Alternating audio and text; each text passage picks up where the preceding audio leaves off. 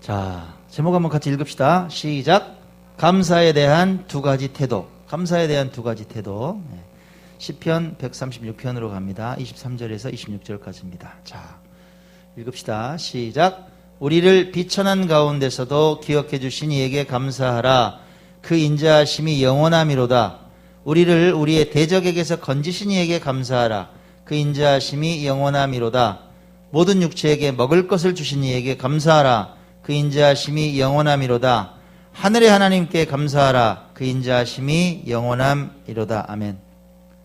마이애미 대학에 마이클 맥클로우 교수가 있습니다. 그분이 감사의 효과에 대해서 이런 말을 했어요. 뭐라 그랬느냐? 잠깐 멈춰서 자신에게 주어진 감사함을 생각해 보는 순간에 당신의 감정 시스템은 두려움에서 탈출한다. 그리고 좋은 상태로 이동한다. 이것은 마치 승리의 감정을 느낄 때와 유사하다. 감정의 선순환을 만들어낸다. 이렇게 말했어요. 이해되시죠? 이런 경험 해보신 적 있지 않나요? 절망에 빠져 있었어. 막 우울해. 너무 힘들어. 나 실패했다고 생각했어. 아주 비참해. 그런 순간이 있죠. 막 누구도 만나기 싫고 그냥 집에 막 그냥 처박혀 있는 그런 시간이 있단 말이에요. 근데 그런 시간에 갑자기 과거에 감사했던 기억 하나가 탁 떠오르는 거예요. 아, 그때 맞아. 그런 일이 있었지? 그 감사한 기억이 막 스멀스멀 기어올라요. 그 감사가 커지면서 그 절망과 슬픔을 사라지게 만들어버리는 그런 경험 혹시 없으셨어요? 저는 있었는데. 그렇게 죽을 것 같다가 마음이 변하는 거예요. 그런 순간에 어떤 생각이 드느냐? 아, 내가 이럴 때가 아니구나. 내가 이렇게 주저앉아 있을 때가 아니구나. 그런 생각이 드는 거예요. 저도 막 두 주먹 불끈 쥐고 다시 일어났어요. 그런 기억이 있어요. 그럼 감사는 힘이 세죠? 감사는 정말 힘이 세요. 감사는 현실의 고통을 이기게 합니다.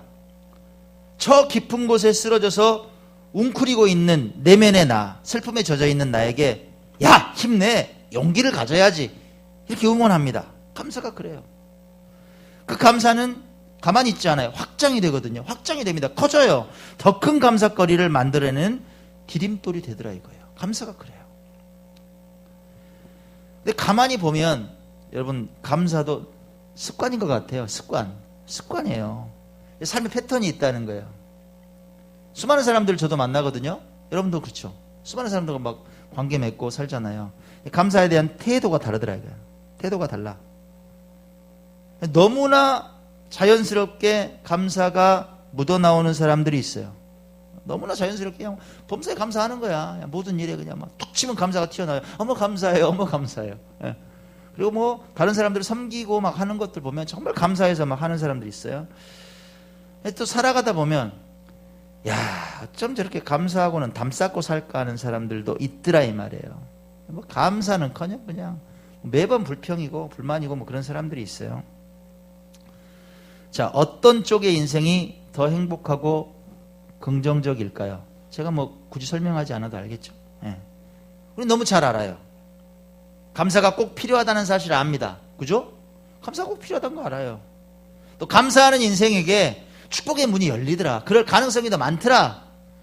또 대략 보면 감사하고 사는 사람들 보면 감사거리가 진짜 넘치는 것 같아요. 우리 그걸 알아요. 근데 놀라운 일이 있습니다. 우린 너무 잘 아는데 내 삶에 적용하기가 쉽지는 않다는 거예요. 너무 잘 알거든. 감사가 필요하다는 거 알고 내 입에서 감사가 터져야 된다는 거 아는데 이걸 내 삶에 딱 적용해서 내가 그렇게 살아가기는 정말 쉽지 않다는 거예요. 우린 다른 사람 지적질은 잘해요. 야, 너 감사해야지. 세상에 불평하고 있네. 이런 말은 잘해. 감사해야지. 세상에 뭐 불평하고 있어. 우린 지적질은 잘해요. 충고하는 건 잘해. 막상 내 삶에 아주 자연스러운 감사를 쌓아가는 건 별개인 사람들이 많다는 거예요. 다른 사람들 충고는 잘하는데 정작 자기 삶을 보면 감사가 없어. 막 짜증만 내고 불평만 있어. 그런 사람들이 많더라. 여러분께 묻습니다. 여러분들은 어떤 스타일이에요? 예. 여러분 마음 가운데 여러분의 영혼 안에 감사 창고가 혹시 있나요? 감사 창고. 감사가 쌓여 있는 거예요. 근데 내가 어떤 상황이 되면 감사를 끄집어낼 수 있나요? 불러낼 수 있냐 이 말이야. 감사 창고가 있어서. 아니면 뭐 그냥 대략 보면 감사하고는 거리가 멀어. 내 인생 왜 이렇게 짜증나. 막 뭐 좀 불평이 많고. 낭망의 메뚜기가 그냥 내 마음밭을 다 갉아먹는 거야. 그게 많아요. 퍼센테이지를 보면 어느 쪽이 많습니까, 여러분? 한번 생각해 보세요. 자, 오늘 맥주 감사 주일입니다. 어떤 날이에요? 그냥 뭐 때 되니까 지키는 주일입니까? 지난 반년을 돌아보는 거예요. 왜 돌아봐요?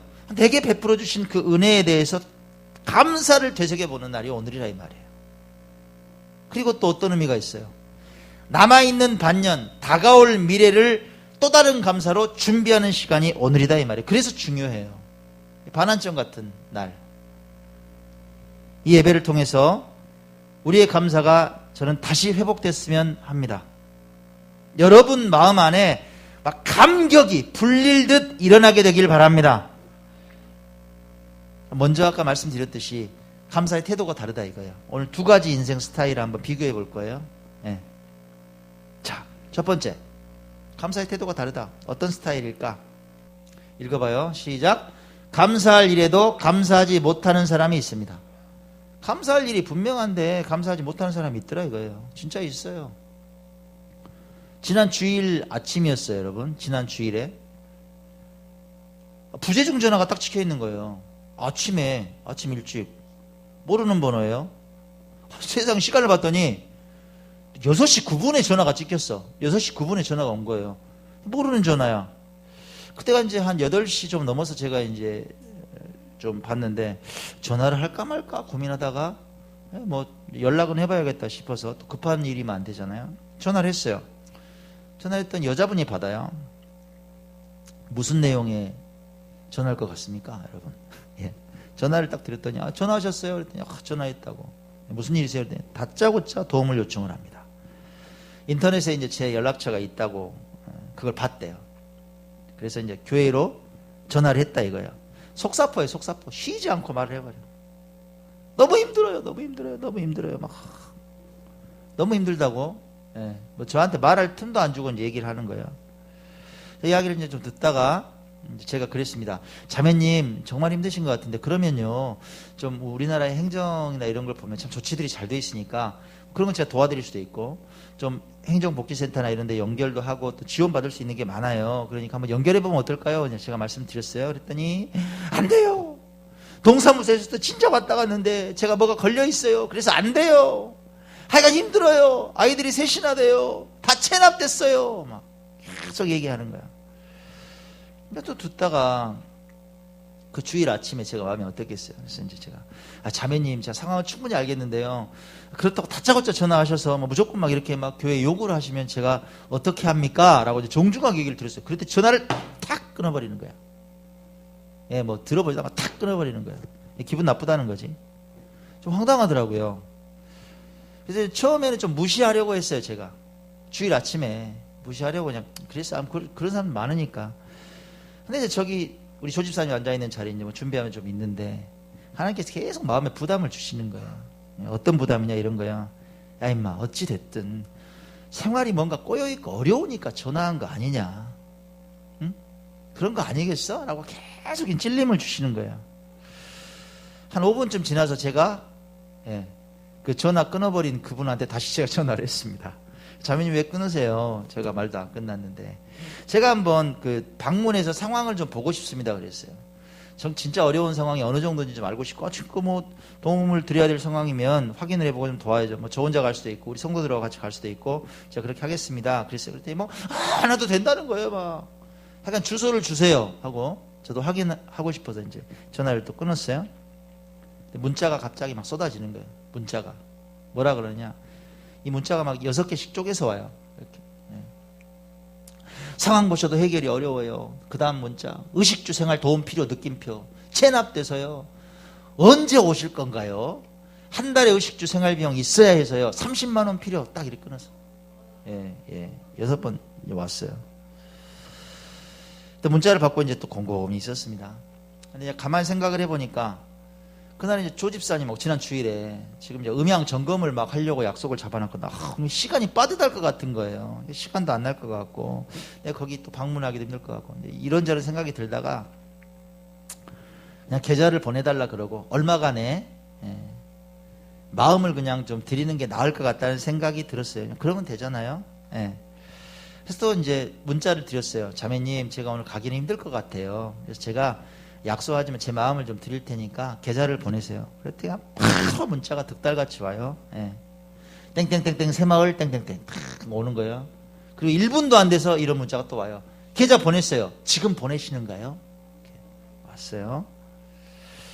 이거 어떻게 해야 됩니까? 여러분, 빤하잖아요. 사실 이제 상식적인 분 같기도 해요. 그러면 그렇다고 해서 매몰차게 모른 척 해야 됩니까? 그게 아니라는 거예요. 그럴 수는 없다는 거예요. 저도 감은 왔어요. 근데 하나님께서는 그럼에도 불구하고 마음을 표시하라고 저한테 계속 감동하시는 거예요. 속으면서도 줘. 빤히 눈에 보이는데 그냥 줘. 거짓말 치는 거 알지만 줘 그냥. 교회니까.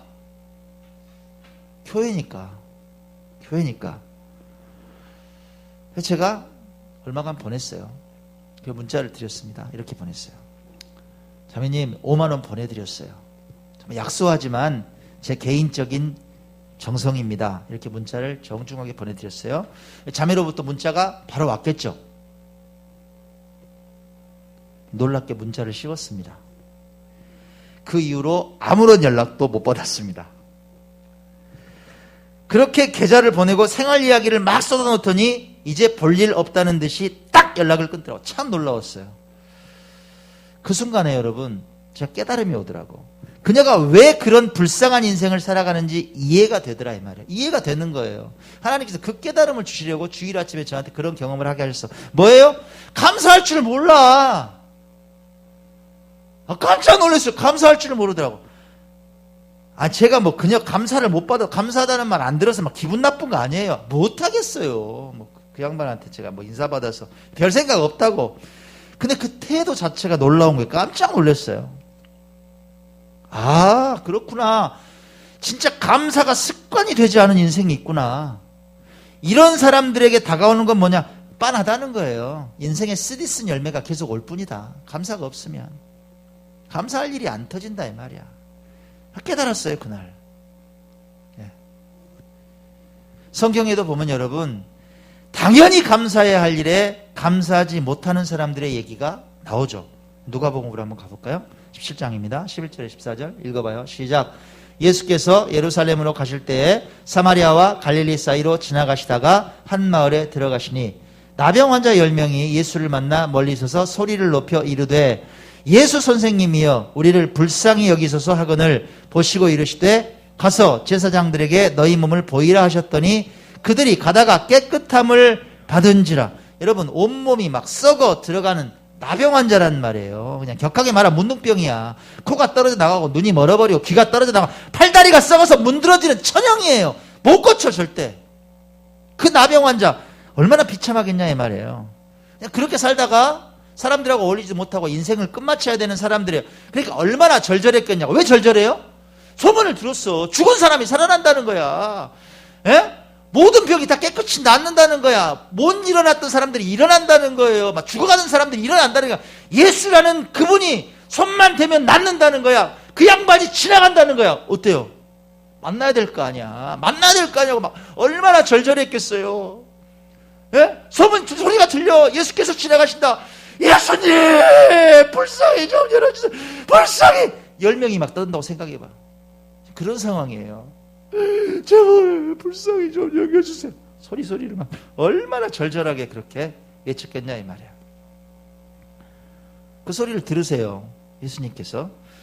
그리고 그들에게 말씀하세요. 제사장들에게 가. 너희 몸을 보여. 이게 무슨 말이에요 여러분? 그 자리에서 치유됐어요 지금? 아니라는 거예요. 썩어 있어요 그냥. 근데 명령하시는 거예요. 제사장들에게 가서 너희들 몸을 보여. 무슨 얘기예요? 이건 희망의 메시지예요. 믿고 가라는 거예요. 제사장들에게 몸을 보인다는 거는 치유받았다는 그 증거를 보이는 거예요. 확인을 받으면 일상적인 삶을 회복할 수 있거든요. 그죠?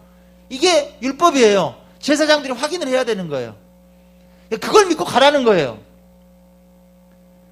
그들이 길을 떠납니다. 정말 그 가는 도중에 길 위에서 제사장들을 만나기도 전에 몸이 치유돼 버렸다. 그 나병이 치유되더라. 할렐루야.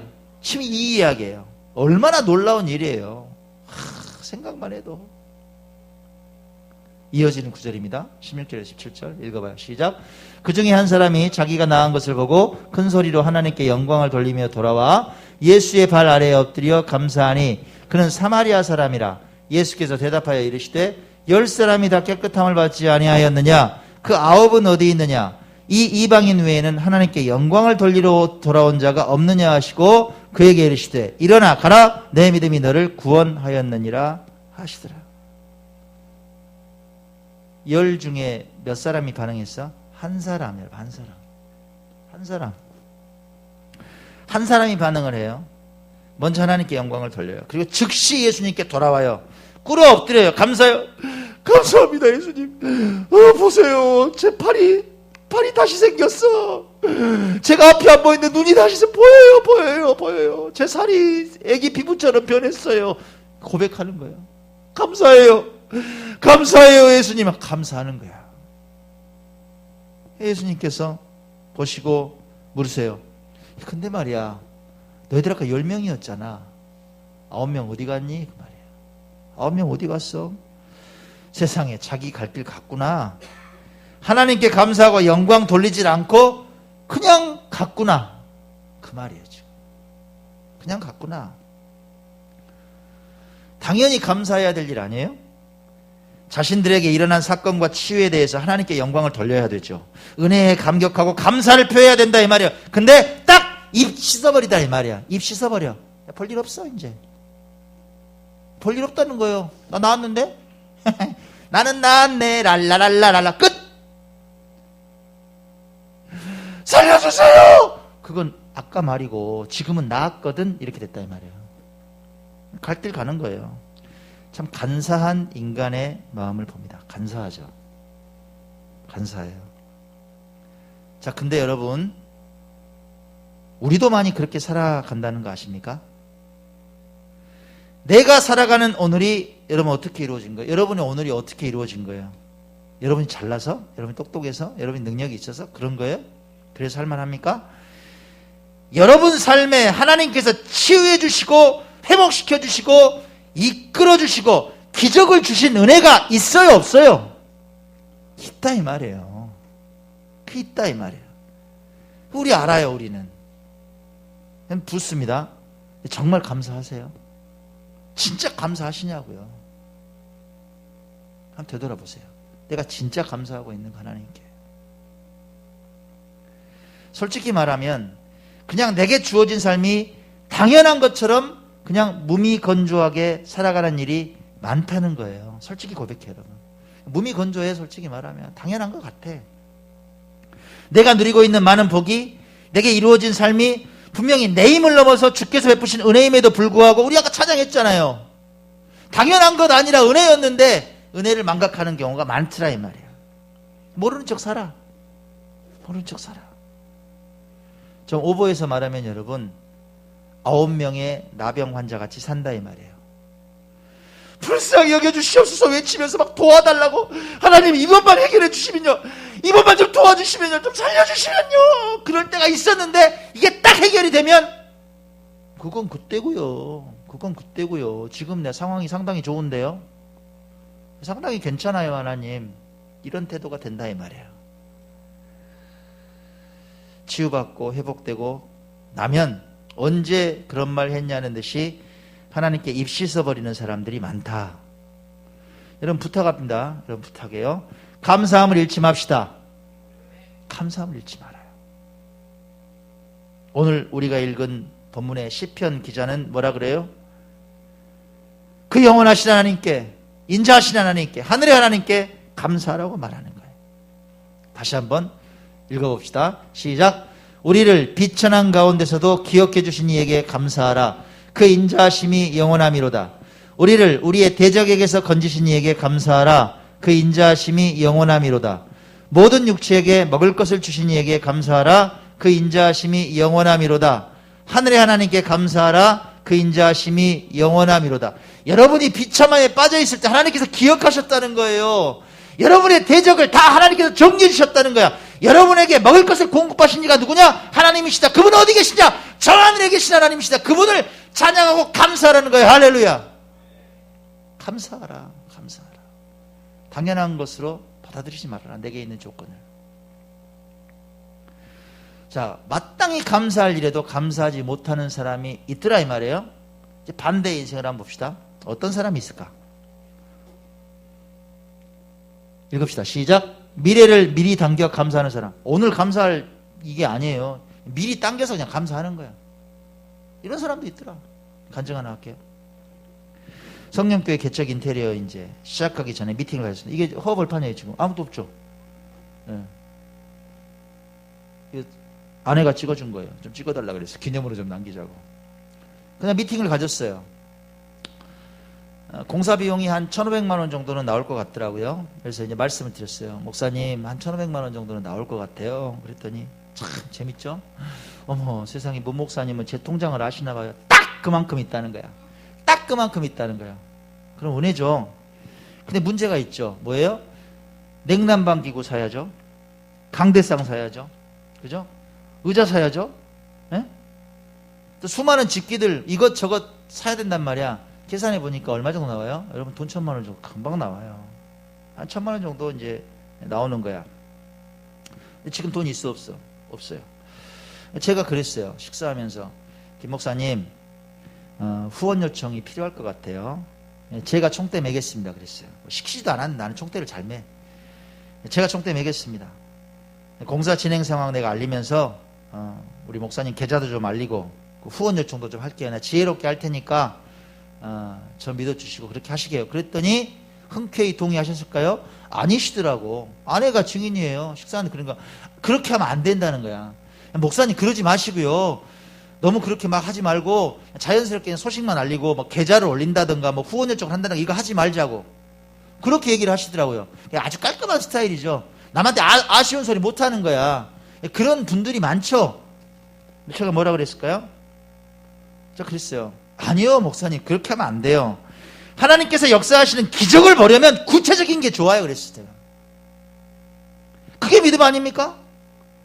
저는 1,000만 원 그거 모일 거라고 나는 믿습니다. 그랬어요. 나 믿습니다. 그거. 가만히 있는 사람 아버지께서도 뭘 어쩌겠어요. 못 도와줘요. 교회 세우는 일 아니에요. 예배실 세우는 거 아니에요. 성전 세우는 거 아니에요. 당당하게 요청하고 감사가 넘치는 일을 기대합시다. 그랬어요. 내가. 감사가 넘치는 일을 기대하자. 아내가 있으니까 증인이에요. 내가 큰소리 빵빵 쳤어요. 1,000만 원 모인다. 감사할 일이 올 거다. 기대하자. 내가 그랬어요. 공사 진행하면서 약속을 지켰습니다. 그 바쁜데 막 공사하고 땀 펄펄 흘리면서 하면서 틈만 나면은 또 다 정리해. 사진 찍어서 다 사진 찍고 그 다음에 정리하는 거예요. 이런 상황들. 예. 주기적으로 소식을 단톡방에 알렸어요.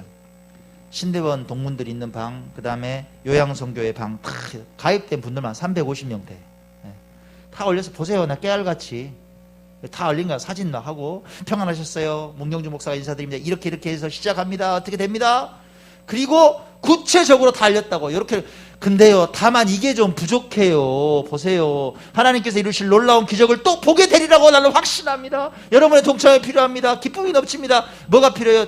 별표하고 적어놨어. 강대상, 헌금함, 필경대 100만원, 접이식 교회 원모구자 200만원, 75인치 대형 LED TV 100만원 등등등등 해서 다 적어놨어. 모든 시설을 할 수 있도록.